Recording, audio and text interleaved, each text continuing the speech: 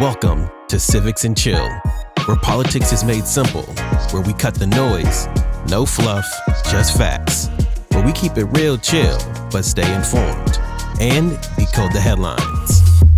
You are now watching Civics and Chill.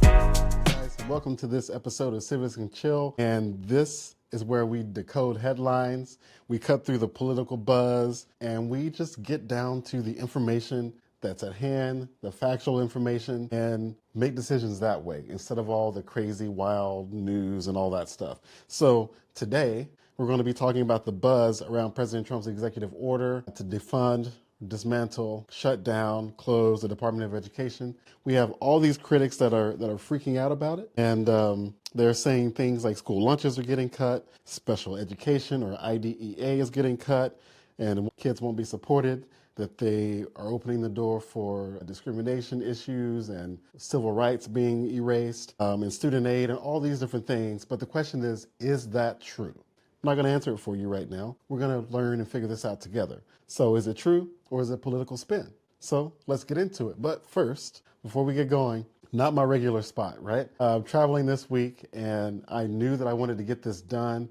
and I was going to try to get it done before I left, but I am a last minute packer. I hate to pack. So I waited to the very last minute to wash what I needed, pack what I needed, and everything. So I didn't have time to shoot the episode yesterday. Plus there was so much going on yesterday as well, just outside of that. So we're going to do it on the road, pretend we're in the space that we want to be in. Not ideal. I usually have my camera set up perfect how I want it so that I can share the information and, keep that eye contact. I usually have a microphone that's perfect. And I'm using this thing that I don't really like how it looks or how it looks. Anyway, we're just going to roll with it, right? So, all right. So let's set the stage here. So the Department of Education was created in 1979. This department came from different pieces of what's in the Department of Education now.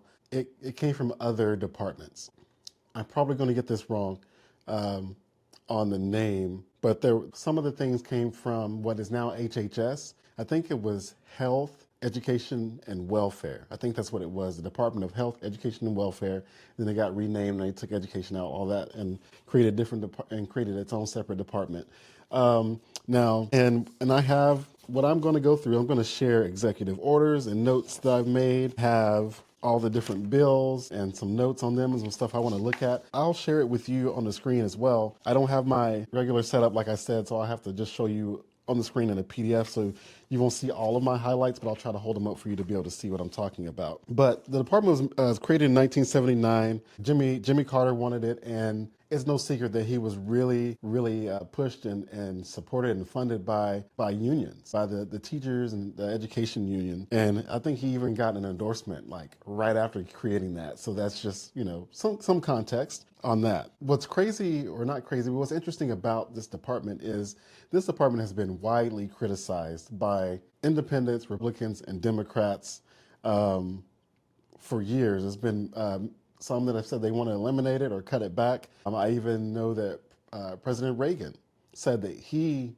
wanted to eliminate the Department of Education and return it back to the states, return it back to the parents and all that when he was president. So it's not a new idea. And he cited some of the things where the department was created, and it's just, he talked about the reporting when he got the reports back on how students were doing and the failures and all these different things. So it's been something that's been going on for a while, to be quite honest there. So let's look at, President Reagan wanted to do it. So now President Trump is making the motions and putting things in motion to do that. So let's first break down his executive order with that. So let's do that first. Okay, so President Trump has this executive order called Improving Education Outcomes by Empowering Parents, States, and Communities, signed on March 20th.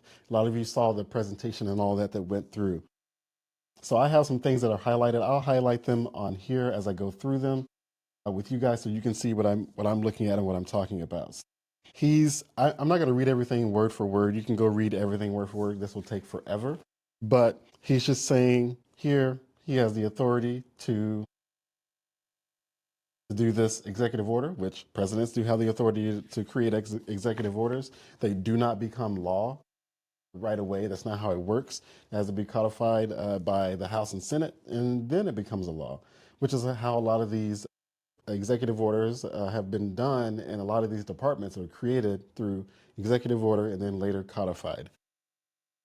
So I feel like there's a few of those that we want to get rid of. So he talks about how the nation's future relies on empowered families. And then he talks about how the experiment of controlling education through federal programs and dollars and the unaccountable bureaucracy those programs and dollars support has plainly failed our children, our teachers, and our families. He talks about the $200 billion at the Federal Reserve level that's been spent on schools since during the COVID-19 pandemic, on top of the more than $60 billion they spend annually on federal school funding. And then he talks about what I already mentioned, where the department was, there we go, Department of Education created in 1979, Jimmy Carter. I just talked about all this. And just kind of his issues with it, right? So let's go, I'll flip over to my next. Let's talk about closing the Department of Education will provide children and their families the opportunity to escape a system that is failing them. Today, American reading and math scores are near historical lows. This year's National Assessment of Educational Progress, this is something that's run by the department itself, showed that 70% of eighth graders were below proficient in reading and 72% were below proficient in math. The federal bureaucracy is not working, and that's this section here. And I don't really care who you are or what your thoughts on this whole shutting down the Department of Education. There's no one that can honestly say that this part right here in this national assessment, you can't say that it's working. A lot of you deal with kids every day. You know what's going on in the local school systems, and why and what's happening there. Some people will, but I don't think you can really argue that point there. This talks about closure of the Department of Education, how it would improve the program implementation in higher education. It talks about the loan debt and how it's larger. The student aid program is the size that's roughly the size of the nation's largest banks, Wells Fargo. And it talks about the number of employees and all of that, and talks about, which is true, the Department of Education is not a bank, and those functions must return to an entity equipped to serve American students. I like that idea. If your money issues should go to departments that handle money, that's just finances, money. It should go to that department. Which department? They have some ideas. And then he talks about closing the Department of Education, returning it to the states.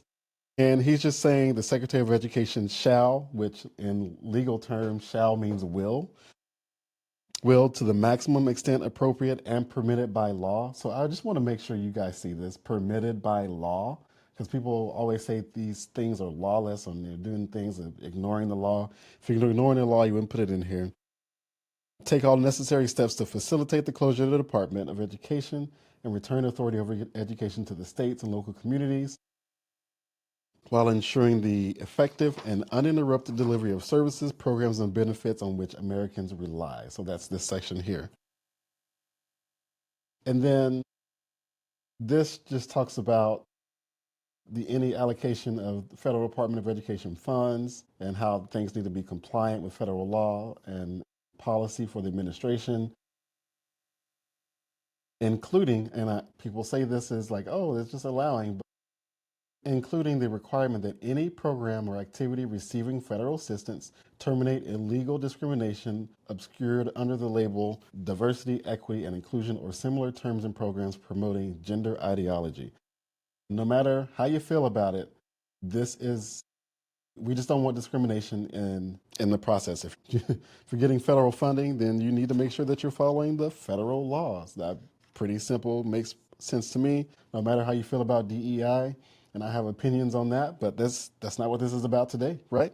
So we're going to keep going. And nothing in this order should be construed to impair or otherwise affect the authority granted by law to the executive department or agency or their head of, and it talks about the function of the director of the Office of Management and Budget. It talks about being implemented consistent with laws and appropriations, and this order is not intended to and does not create any right or benefit, substantive or procedural, enforceable at law or in equity by any party against the United States, its departments, agencies, entities, officers, employees, or agents, or any other person. So that's the order, right? That's the order completely. That's what it says, and it's not an order. Item number one, it's not an order that President Trump has signed where he's saying, oh, because of this order, shut down the department right now. Shut it down right now. End all these programs, end all this stuff. Not what he's saying. So let's get that one out of the way. The next thing is it doesn't tell you where or what happens to the different programs because that's not his job. That's not his job. And that's not the job of the president to make that decision because this is a department that is created by Congress. Now, Congress, in working with the Secretary of Education, Linda McMahon, and all the other departments and their secretaries and all the cabinet members that may be involved, the next step is for them to work together to figure out how to wind this down, what to do with different things. So let's go into that, right? So we've gone through all of that. We know what the order says, and we've broken it down. And so despite the headline saying the programs will be cut immediately and all of that, they're not. They're going to be relocated and moved to different areas. And we're going to now talk about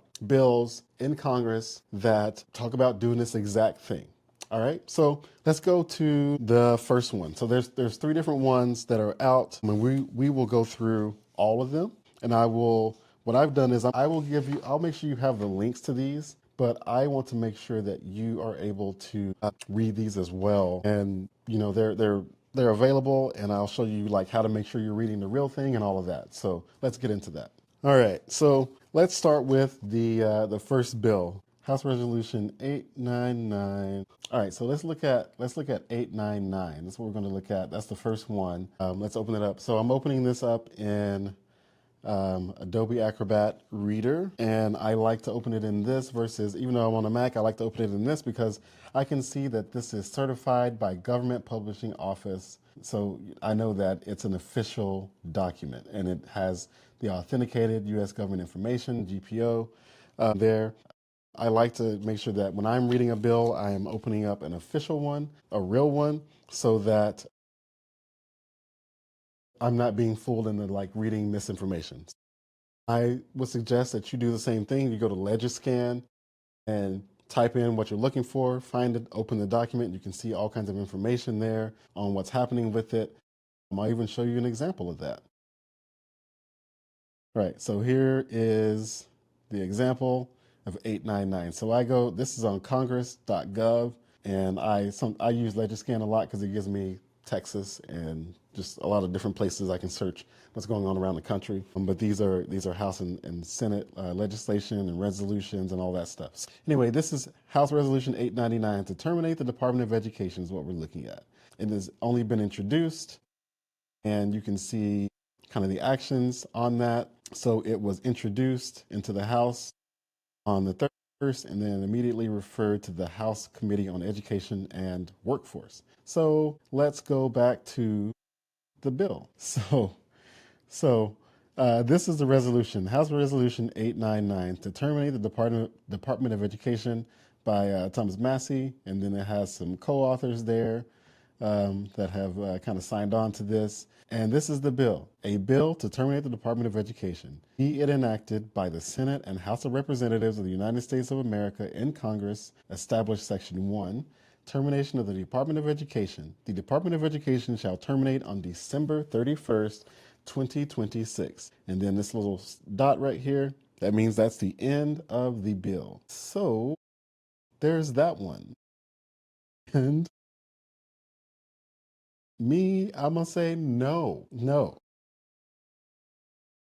I get it because you want to make it simple, but we are going to need some nuance here because this bill would be something where they just go, "Oh, we're terminating it," and then we're like, "Oh, what's next? What happens?" And I even wrote I don't know if you can read this. My handwriting is terrible, but I even wrote myself. It says, "I get it, but dumb."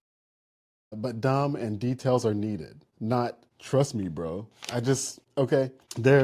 I have some ideas on this, but not this one. This is not it. I have an idea though that will make them happy. And it's on lines 5 and 6 of this things. I have some ideas on this section, but yeah, no, we're not gonna be. I don't like that one. So love you, Massey, but no. So we are going to toss that one to the side. File 13 is what they call it, and then I'm going to go to the one that's 7 pages next because I think that one, I like this one as well a little bit. There's some things in here I have some questions about. So, all right. So now we're going to go to, this one's from the Senate. From the Senate, 5384. And let's go find that, 5384. And you can see where I got it from, congress.gov. And the actions so far, it has just been read twice and referred to the Committee on Health, Education, Labor, and Pensions in the Senate. So this one was done after the election, right after the election last year. And it got introduced by Senator Mike Rounds of South Dakota, looks like there. So let's go in and read what he has, and this one will be more of a breakdown as well because I did do some highlighting and all of that. So let's open it. All right. So this is the bill, and they have titled this bill "Returning Education to Our States Act." And it talks about the abolishment of the Department of Education. It says effective on the date that is 180 days after the date of this act, the Department of Education is abolished, and with the exception of programs transferred under Section 3, any program for which the Secretary of Education or the Department of Education has administrative responsibility as provided by law, or, let me zoom in for you guys and for myself, or by delegation of authority pursuant to law is repealed, including each program under the following. So, first thing is this. It's talking about the Department of Education Organization Act. That's USC 3401, 20 USC 3401. So what is that? So I did some digging for you because it shows up a couple of times and I have a note. So I have my notes right here.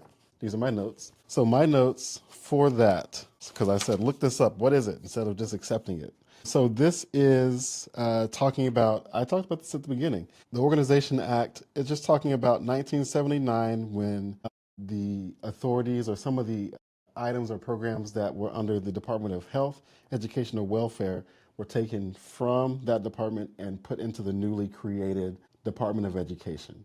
So that's what this first one means. And then the second one, the General Education Provisions Act, USC, 20 USC 1221. So this one is, they'll call it GEPA, and it's just highlighting those things. What this did was standardize terms like secondary education, is higher education. It talked about record keeping for the different things like test scores, things like that, and financials, and then reporting of financials. So that's what those two mean. So basically, what this is saying is the authorities that were taken from one department, those will be repealed and probably delegated back to wherever they're going to move them to. And the same thing with GEPA. Those things remain in place, but we delegated to wherever they had to move them to.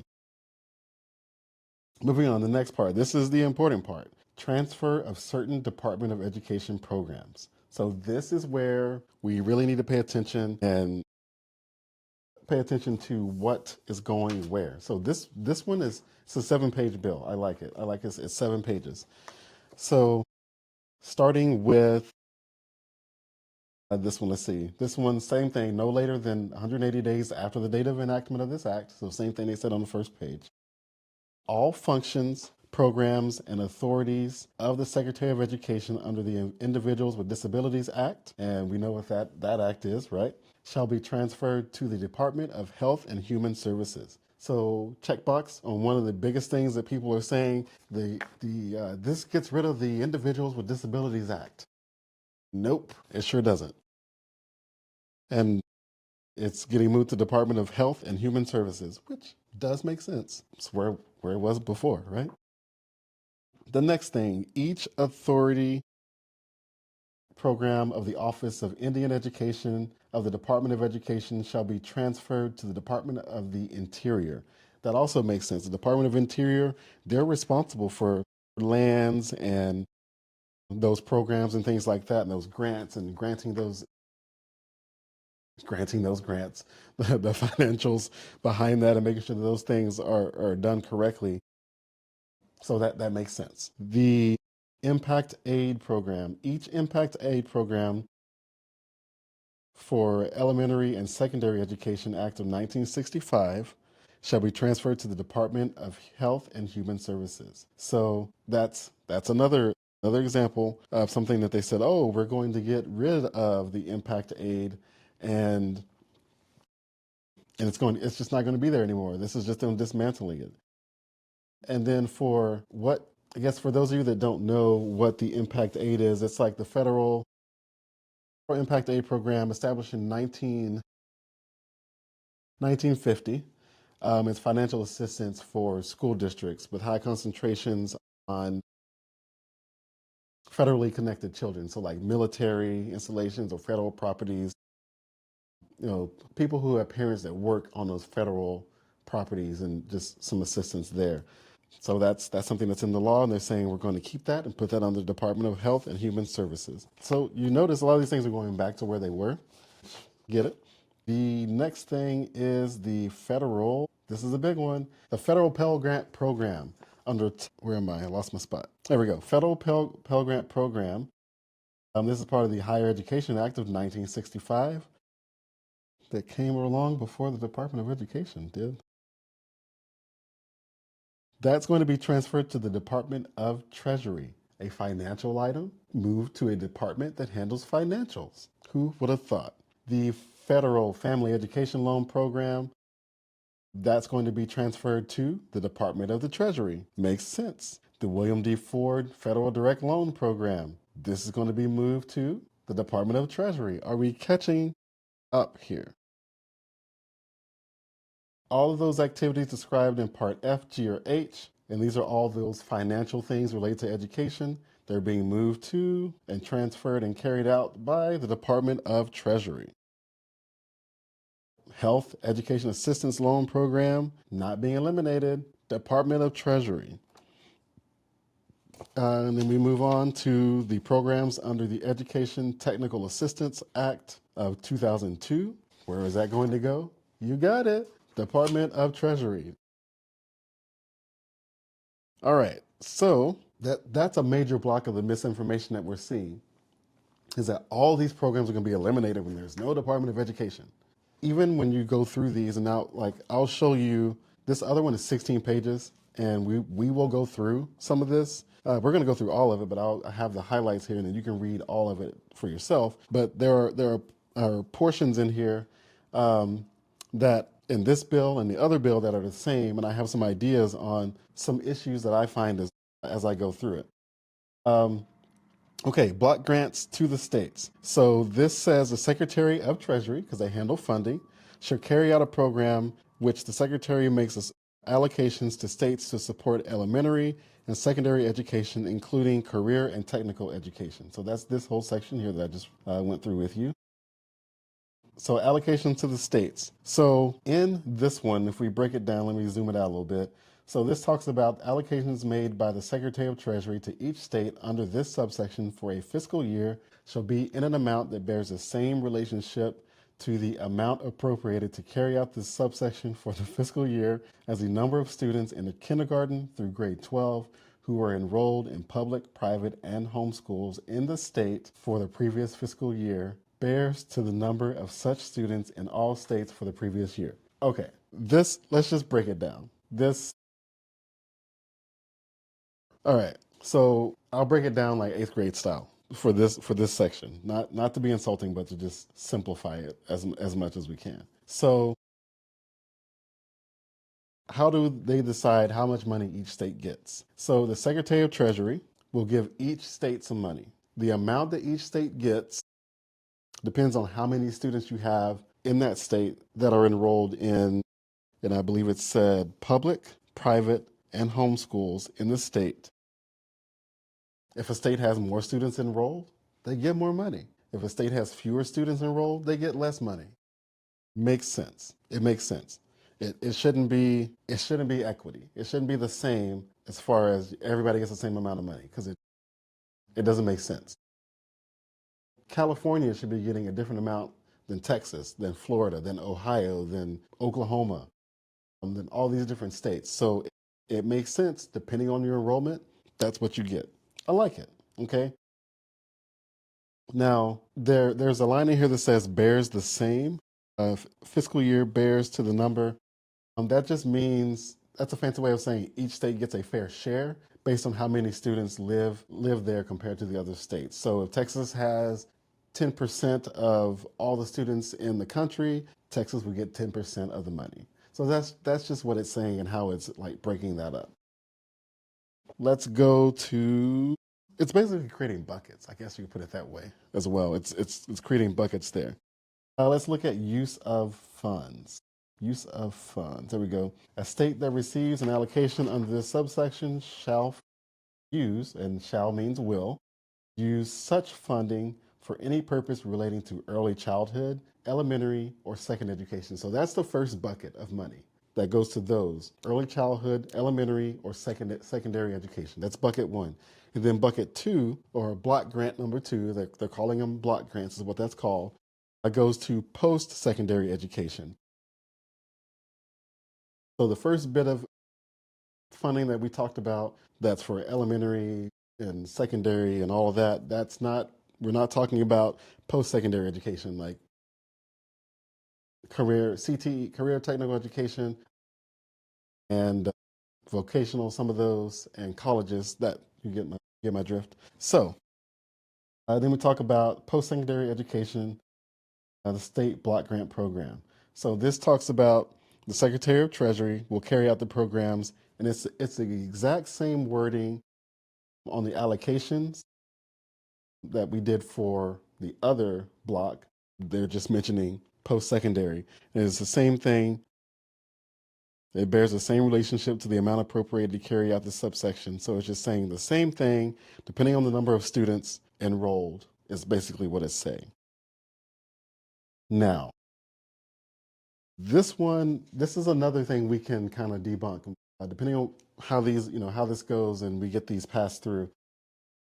The block grant condition. So one of the things I've been seeing in news and just hearing and reading as I scroll through different things is they're just going to give the money to these states in blocks, and there's no accountability. We don't know what's going on. We don't know if it's successful. I'm going to argue two things. Number one, you're wrong and you're misleading because it's in each of these bits of legislation except for Massey's number one, because they just wanted to say abolish it, and I don't like that. So that one's not going to happen. Massey's is not going to happen, but we can give them a little carrot. We can do that.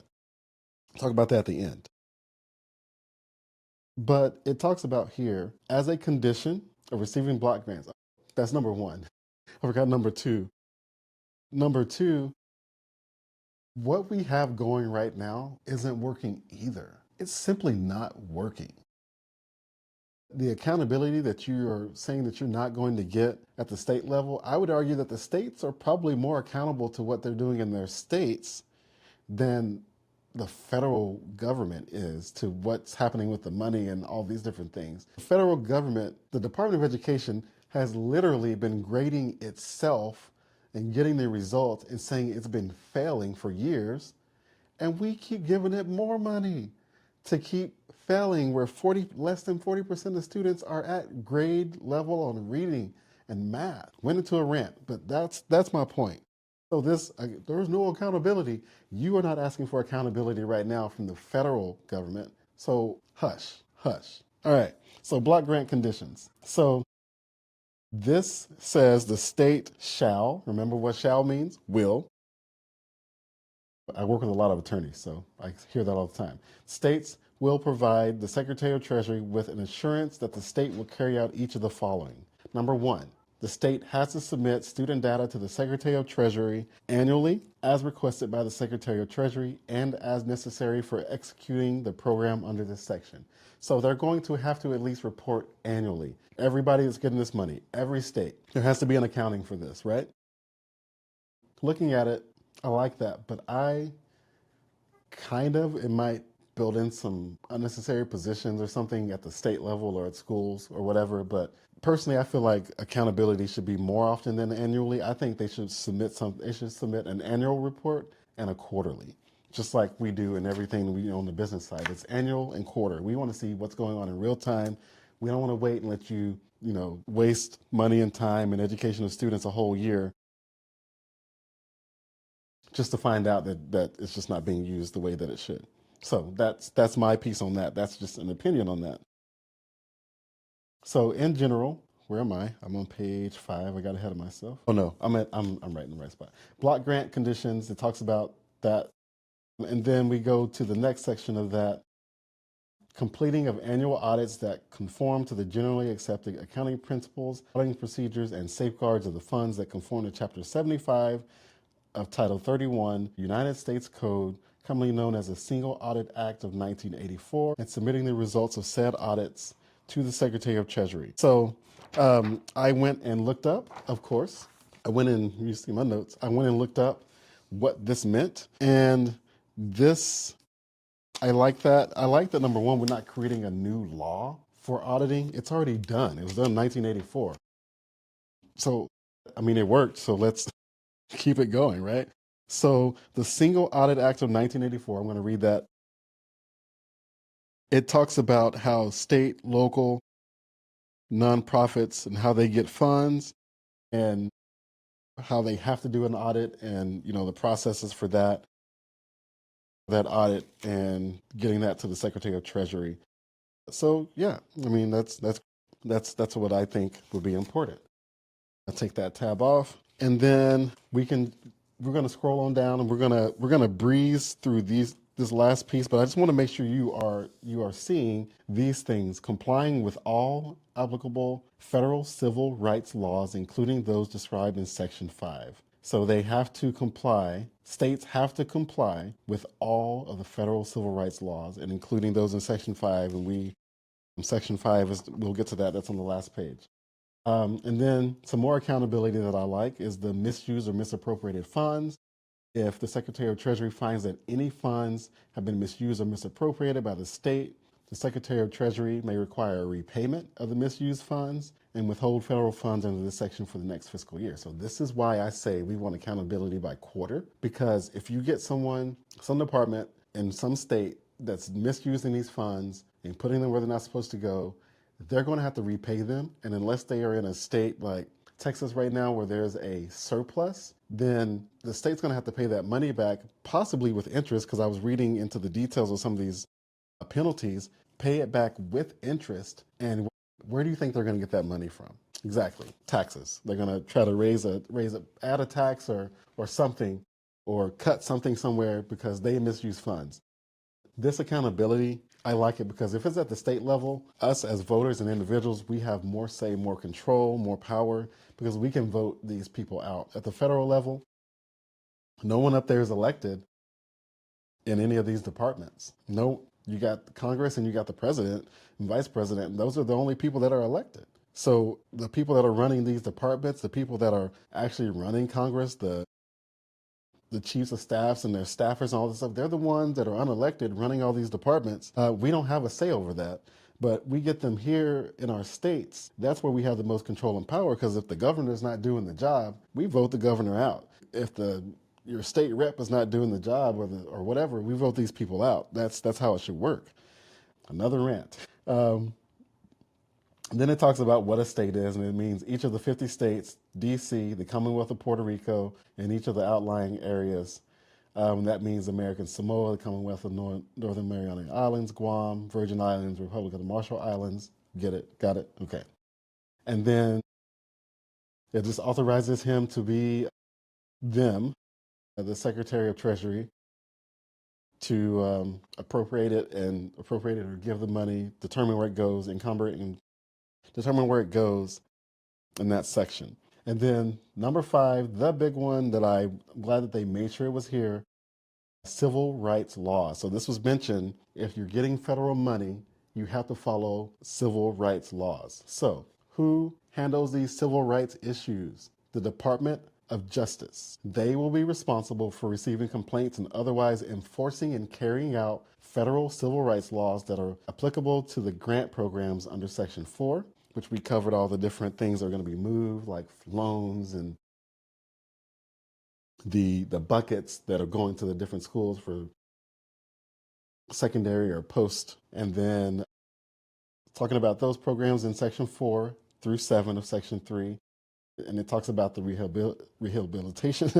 Oh gosh, it's been a long day. Rehabilitation Act 1973, the Education Amendments of 1972, and the Civil Rights Act as well of 1964. And then this shows that's the end. That's the bill. That's it. Those are the things. Who knew I was going to be talking about this for almost an hour? Me. But thanks for sticking with me if you're interested in how this works. So in this one, we just debunked all of those things that they said were going to be cut. We debunked all the things that they said civil rights were going to be tossed away and no one's going to be watching for civil rights. We debunked all those things about IDEA for students with disabilities and saying that stuff's going to go away. And I don't know what your next argument is other than like we just like bureaucracy and we like big government and we don't want education to be in control of people that we can vote in or out. We just want to be in control of people that we don't have any say over. Oh, that's not it. Okay.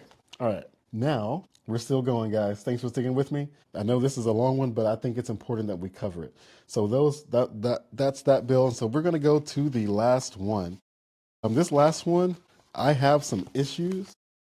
I like some pieces, but I have some issues, and I have some final thoughts at the end of it about what we can do. Sorry, I'm trying to look at you, and I'm doing the best I can, guys. We'll be back in the regular spot next time. It'll be fine. It'll be great. Okay, so now let's go to the next bill.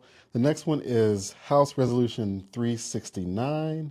Let me find that for you. First, I'm going to pull up where it was pulled from so you can see that. I like to make sure you see. House Resolution 369 states Education Reclamation Act of 2025. Representative Hauser of North Carolina's district, looks like.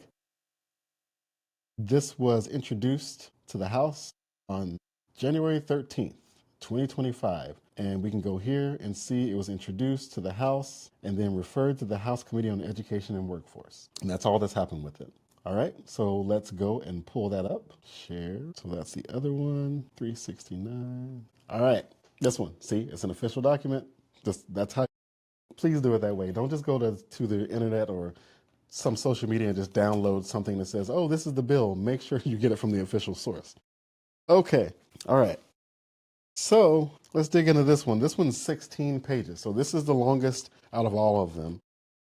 And I'll explain some thoughts on that. All right. So this bill is to provide for the elimination of the Department of Education and for other purposes. Okay. This one starts with finds the following. Principles of federalism embodied in the Constitution of the United States entrusts authority over issues of educational policy to the United States and the people, and a federal Department of Education is inconsistent with such principles. I'm not going to read all this.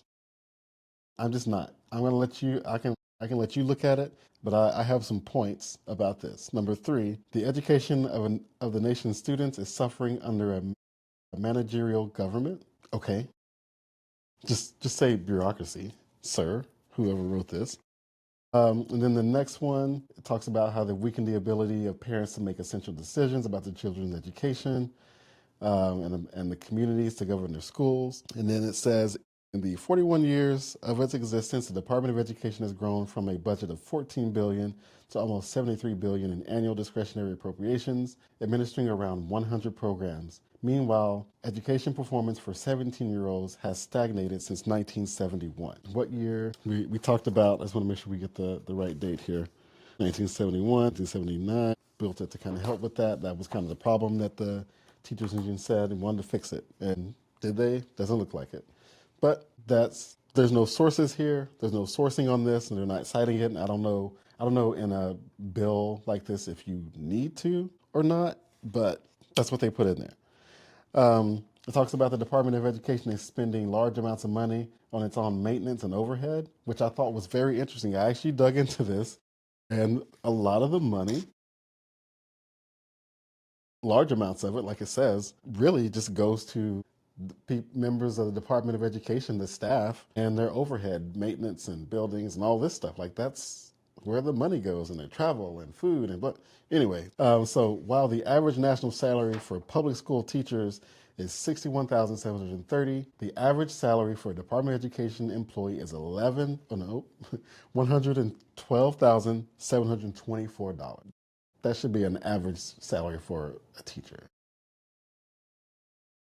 No, teachers. Anyway, and then it talks about in certain states, the average state salary for public school teachers is less than the national average. In North Carolina, the average salary for public school teachers is $53,975. And of course, he's from North Carolina, so he pulls out North Carolina. Okay, and then recent tests reflect poor results in mathematics, science, reading for American students compared with students from other nations. This is true, but this is also a thing of citing it. And I think it's talking about the PISA and the NAEP, some of these that are run by the Department of Education that are saying the same things. Yeah, they're saying the same things. Where'd you get this information from? Maybe it would have been great for them to say, according to blah, blah, blah, blah, blah, blah, from the NAEP or da-da-da, from the PISA or whatever. These reflect that. You get my point. Cite the source. I hear English teachers right now, Ms. Motley and supporters saying cite the source.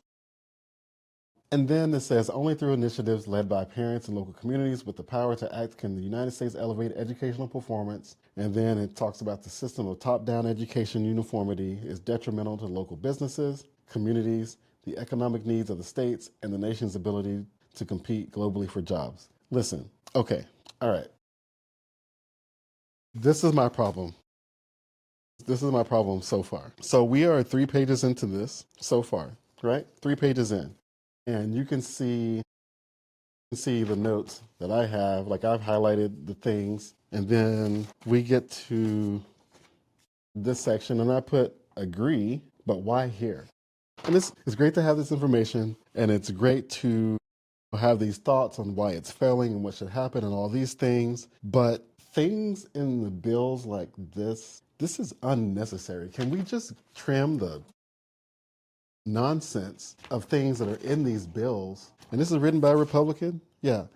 Trim the nonsense of things that are in these bills. Use it for your talking, for your interviews or your website or your blogs or your newsletters or something. Maybe your like expensive poster boards that y'all do when y'all talk about stuff on the House and Senate floor. But this is not helpful. We understand why the Department of Education, why they're wanting to cut it. We know, we get it. It doesn't need to be in here. Like okay, we know how you feel about it, but we don't need it in the bill. Just put stuff that is actionable and explains what's going to happen. And then I get to page 4. The first time I read it, when I got to page 4, I wrote, finally, we finally got to something. We finally got to something that is about what the bill said it was going to do. Like, Thomas Massey's is not going to function. That bill is not going to pass, but at least it got to the point. Come on. This is a waste of paper. Anyway, I digress. All right, so now we're on page 4 where the actual bill starts. This bill, I have my opinion on this bill, and let me just scroll to page 4. Like, we don't need to see all this. Page 4. Finally, abolishing the Department of Education. Okay, and when you look through this, the Department of Education, it says the Department of Education is abolished, and with the exception of programs transferred. In Section 7, any program for which the Secretary of Education or Department of Education has administrative responsibility as provided by law or by delegation of authority pursuant to law is repealed, including each program under the following. This says the same thing, and you can see it's talking about, we already talked about the Education Organization Act, where they moved it from the Department of Health, Education, and Welfare, which is HHS, to the Department of Education, and then the general education provisions on reporting and financial, all those things. So same thing. For me, I think this was better written, and I think this was better written Senate version. And so I would replace that part of this one with the Senate version. They're saying the same thing, but the Senate version is, first of all, it's 7 pages, but it gives more details and it's more specific about some of these programs and what it means. So there's not so many things that are just kind of like up for interpretation. So they can combine those and make that better. That's what I would do. Nobody asked me. Grants to states for elementary and secondary and for post-secondary. Same thing, but one of the things I liked about this one is I really love, and I think it's just because I'm in business and marketing and consulting, and I like dates, deadlines. I like it. So this one I like because it holds whoever comes in accountable. Department of, Secretary of Treasury. It doesn't matter who comes in. This is the date by which you're going to be getting funds to the states. That's what it is. That's what it has to be, right? So I like that. So this one says, in general, subject to the requirements of this act, each state is entitled to receive from the Secretary of Treasury by not later than July 1st of the preceding fiscal year. So that means they get to the end of the year in May, you got June happening, and then you got July 1st, where, a lot of these things and changes in school districts are really starting to take place. In the summer, they're starting to plan, try to figure out where things are going and all of that. That's when the schools are making a lot of their decisions in July with the school boards and everything. So not by later than July 1st. So that's when you're going to get your money. I love that.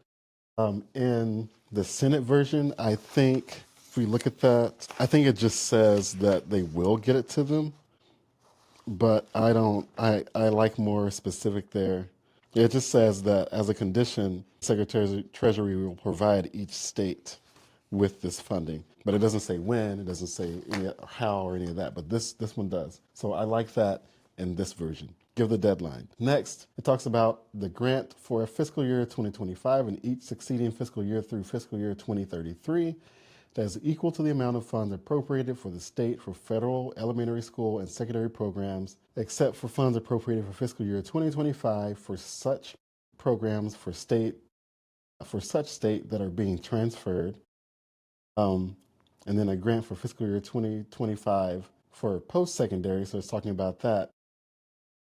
And it's talking about the limits. So I have this highlighted, and my first question was, is this capped? And what it looks like, which I don't like because you just don't do that to school districts. And so this is the part that I would take out. So it's like this is saying, I'm trying to think of the best way to put it.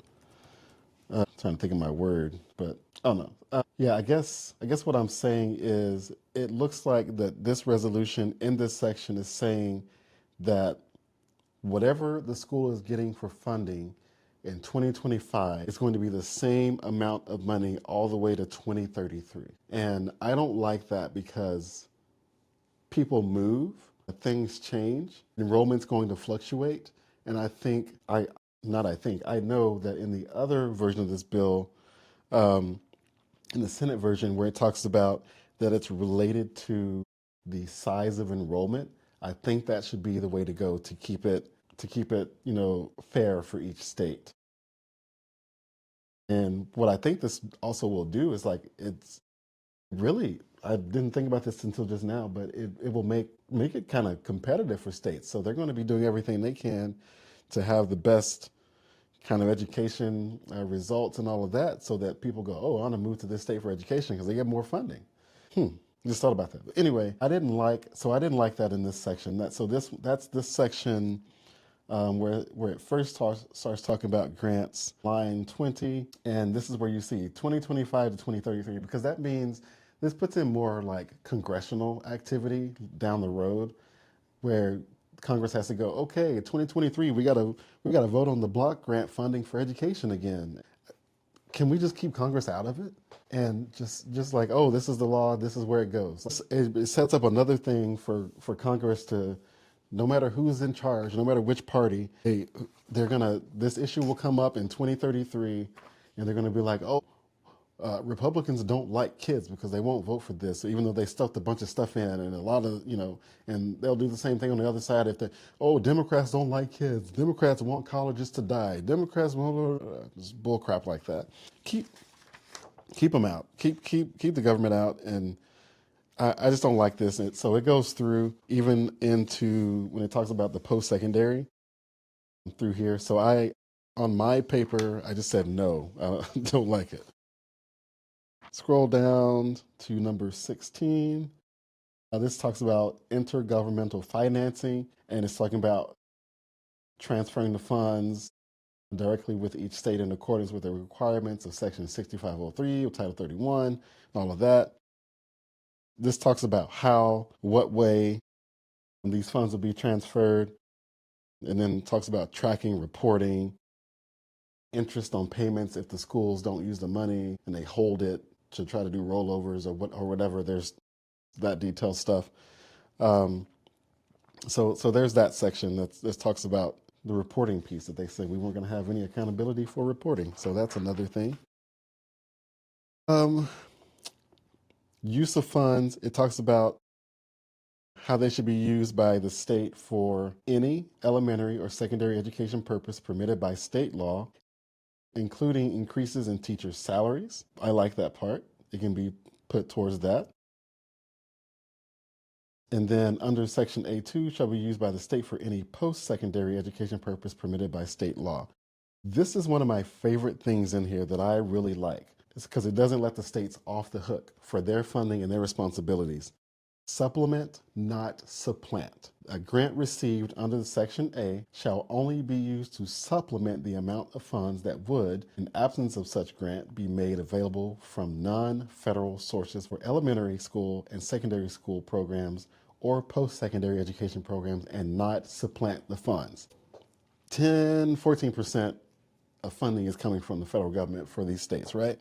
So what this is saying is, dear state of Texas, we are giving you these funds, and just because we are giving you these funds doesn't mean that you can cut 10 to 14 or whatever percent that you are giving to make up for this. That's not what it means. What it means is, state, if you're doing this much money for education, that's great. The federal government's going to come in and just put a little Cool Whip on top, a little cherry on top, add some extra on top for these programs that are going on. So I like that, so that states can go, oh, well, the government is not giving everything we need. Well, the government's only giving what you are supposed to get based on your enrollment. So that's what you should be getting. So I just like that it keeps the states and our local officials just in check and in line there that says the government is not taking over education for you. They're not funding all of your education. They're just supplementing what you have, what you're already doing. So work it out, bro, because it's not our job. I like that. This next section, I don't think states will like this, but I do, because it's all about administrative and fiscal accountability. And the reason I say, so we'll go through, so this is a contract with an approved auditing entity. Secretary of Treasury will be the main first level of like who is approved, and then it goes on from there. And what I like about that is it's not going to be governors or legislators that are just making the decision and pick their friends to do all the auditing, and hopefully they don't make it to where they just throw somebody on the list. Hopefully the federal government, since it's their funds, say these are the approved auditors. They do the same things. They operate the same way. We're going to get the information data the same way so that we can compare the right way and fairly and equally. So I hope that's what happens. But this section just talks about an approved auditing entity. And the state will contract with an approved auditing entity, and talks about what the requirements are for the audits and all of that. We're not going to do all of that, but what I think will be a problem is I might, maybe not, but I just might take that part out. So it has to be approved by the Secretary of Treasury and by an independent of any federal, state, or local agency. So it can't be like, oh, this is the state's accounting agency. Oh, well, we audit the state stuff on this, so we can audit the federal. No. What they're saying is you cannot have any connections from any funding, any programs, any buddies, any pals, any board members, any whatevers. You have to be completely independent. But the part I might do away with, I guess if they can say the Secretary of Treasury has given you the list of 10, and then maybe the executive office, the chief executive officer is the governor. So the governor may say, okay, out of these 10 that the federal government has given us, we've done our due diligence, we're going to go with number 5. Which, I guess that could work. I just worry about cronyism and like, oh, let's get our pals in there. I'm not going to read through page 8, but this is talking about submitting the audit no later than April 30th. And I think this date might need to change because I know schools are still going, so they might need some more time, but I'm not nitpicking on that right now. I talked to you about the penalties from reimbursement if there's an audit and they're violating it. And it just talks about that on page 8. Page 9, similar things.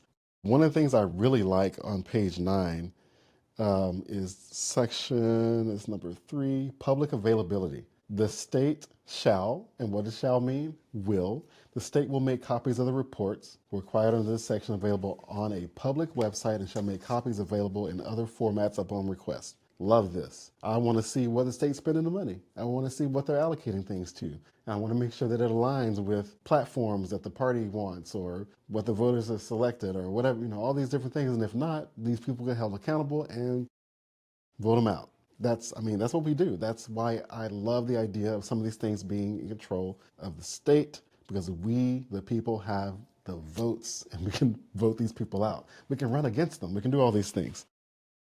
So I did like that. That would be there. And then it talks about failure to comply.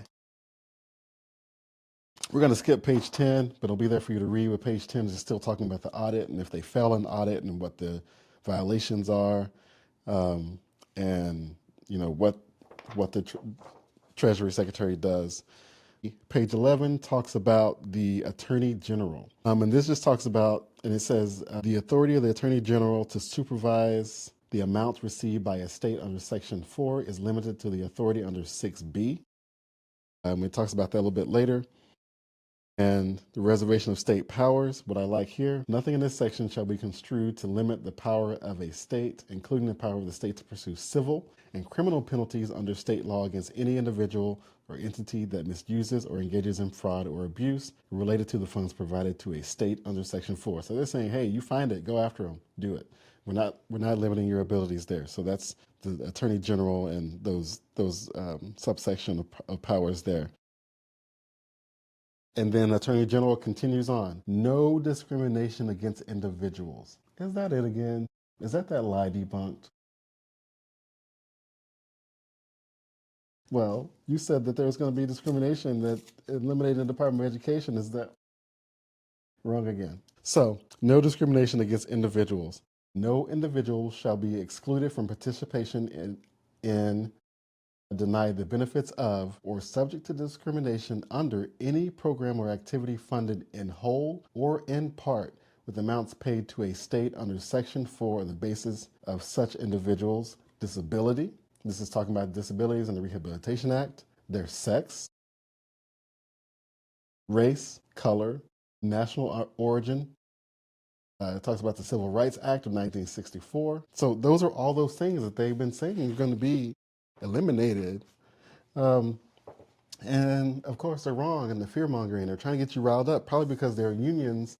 And if these organizations lose the Department of Education, they lose a lot of funding because they lose a lot of membership dues. And then they don't have so much power to lobby members of Congress because they don't have control and power over the individual people to vote for these things, while they have control over Congress to lobby and get these things through that they want, federal government level. That's why they're screaming so loud. They might care about children, so I'm not going to discount that, but they care about more is they have all this power and all this control at the federal level, and we the people do not. That's why they're screaming so loud.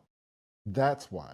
They want they want unions, and Randy Weingarten, who's the president of this teachers union, they want the control. They don't want you, the parent of the kid with disabilities. They don't want you, the parent of a kid of um, of a certain race, color, or national origin. They don't want you as the parent of a kid with Down syndrome. They don't want you, the parent of a kid at all, to have a true voice unless it goes through them, where they control what gets done. They control they do the lobbying, they do all this stuff, and they get your dues. But they got you all riled up on social media, and you're just playing right into their hand. How much would they care? How much of a fight would they put up if they weren't allowed to lobby? If they didn't have the power? If they didn't have all these people paying dues to them for membership? They would probably disappear, most of them. I'm not saying that none of them care. Some of them were educators. Some of them care.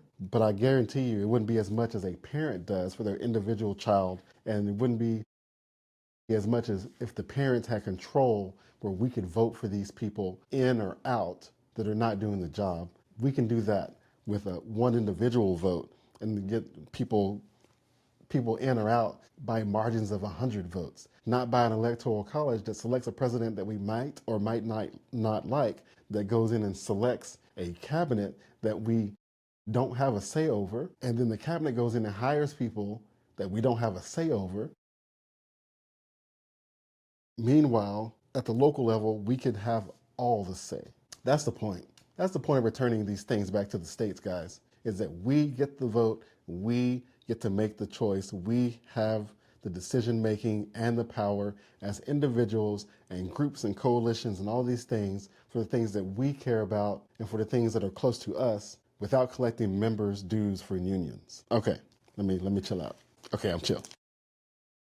Compliance. So then in this bill, page 12, it talks about compliance. If the Attorney General determines that a state or entity has received funds and they have failed to comply with any of these things, the Secretary of Treasury will notify the governor, the chief executive officer of the state, of the failure to comply and request that the chief executive officer, governor, secure such compliance.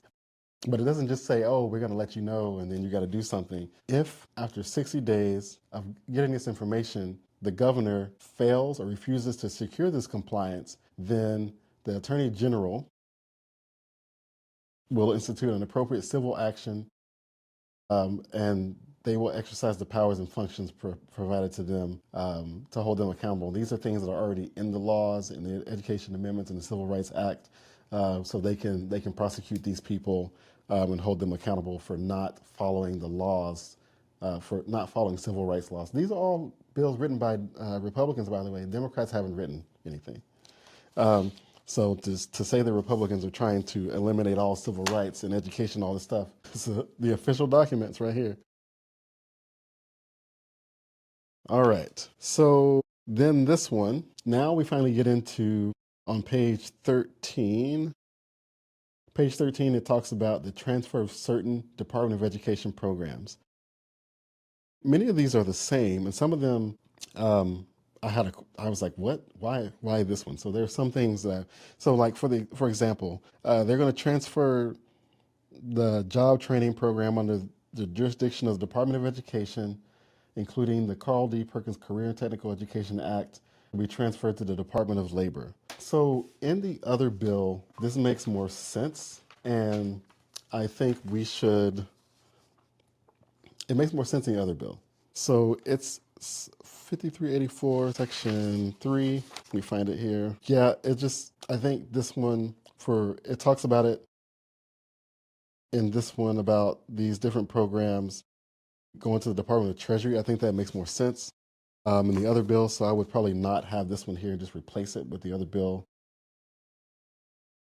It talks about special education programs to be transferred to the Department of Health and Human Services, which is the same. The Indiana Education Program, Health and Human Services, which is the same. This one, I was like, what? The Impact Aid Program. Now, I researched it, researching a little bit more, but at first glance, I was like, what? But I still really fully agree on this Impact Aid Program going to the Department of Defense. But I guess, the impact aid is about people that are working have federal employees that, support or aid for children. I believe the impact aid for someone else, yeah, they put it in Department of Health and Human Services. I think since it's financial, it should go to Department of Health and Human Services and let the Department of Defense focus on defense and just do it that way. Pell Grant, Department of Treasury, talks about the Department of Health and Human Services taking over the Institute of Education Sciences, same thing. The Opportunity Scholarship goes to the Health and Human Services, makes sense. One thing I didn't like, and this is why, so it says the transfer of programs is limited only to the transfer of administrative responsibilities as provided by law or the delegation of authority pursuant to law and does not extend to the transfer of personnel employed by the Department of Education to carry out such programs. So I get what they're saying here, but what I think is this provision should not be there. I believe that in order for some of these things to be more smooth of a transition, in order for some of these things to keep rolling better and all this stuff, we don't need to take everybody because the Department of Education is bloated. Every department is, but we should have key people that are running some of these programs. They should go over to these other departments and transfer over so they can help get those things running and keep those things going. So I think that makes sense. So I just scribbled it out and said no. We should allow that, and it should say that it's like a Secretary of Education and the departments of which they're going to determine what happens there. And then that's really it. That's all that are in these bills. Let's break down all of this. So you stuck with me. This is the hour and 19 minutes, guys. I never thought I'd be talking this long. This is a lot, but it's important. We cover all those different things. So that's okay. So, all right. So let's end this by talking about the things that people are saying and what's actually true now that we've broken it down. Hopefully you stuck with me through this. So the first one, I'm going to read this off of here because I made some notes. The first one is they're going to cut school lunches. That's actually handled by the USDA, not the Department of Education. So on that one, special education programs will vanish. And one great example of this that I've seen that I was looking through, oh my gosh, where is it? I wish I could find the graphic, but there were some slides, and it was a group that is, oh my gosh, what's the group called?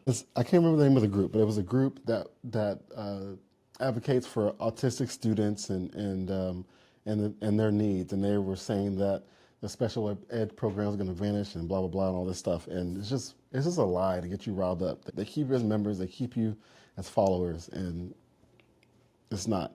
And the reason I say this is because the bills say that they're going to move these programs, right? They're transferring the programs, they're not eliminating. And these existed before the Department of Education did. And so they're expected to go back to the Department of Health and Human Services. So it's going back to HHS. And all of these buildings, all these departments, they have all these empty floors. So you just like they've done at the White House for some of these offices, it's an office, it's a floor or so in these departments that's unused that you go, okay, Department of Treasury is taking on these things from the Department of Education.